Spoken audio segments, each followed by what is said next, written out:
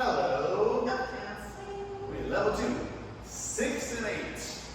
So, here's the 6 counts. What would be left side? It's the year correct.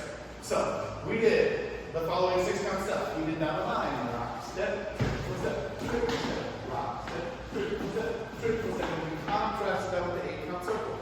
Rock, step, triple step, step, step, triple step.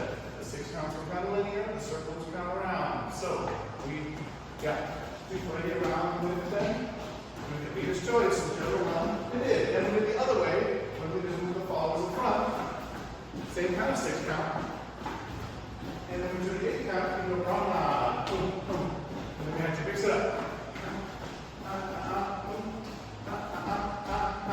Then we did the yo-yo, that kind of yo-yo forever. A yo, a yo, a yo, a yo. We just squeezing and stretching over and over again.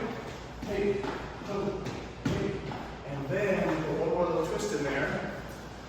We did drop, that's squeezy, that's stretchy, that's squeezy, then you do a turn.